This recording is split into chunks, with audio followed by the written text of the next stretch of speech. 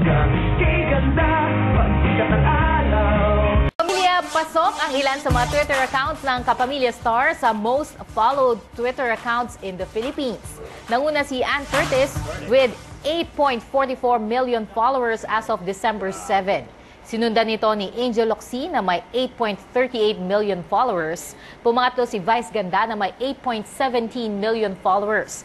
Kasama din sa top 20 list si Catherine Bernardo na may 6.57 million followers. Yeng Constantino, Bianca Gonzalez, Daniel Padilla, Luis Manzano, Casey Concepcion with 5.12 million followers. It's Showtime host Vong Navarro, Enrique Hill, Lea Salonga at iba pa. Nandiyan ba si Atong? Hindi lang muna namin inilabas. Mukhang lampasan mo si Ann Curtis eh. Nasa zillion na yung sa akin. Hindi lang, pinili na lang po namin sa ngalan po ng... Nakababaan loob. Mahirap kasi show natin to eh. Di ba sabihin na kaya mo? Abangan nila yung Citizen Jake. 6:70. 6:70. Hindi pa nag-shoot. 6:17 na oras ngayon.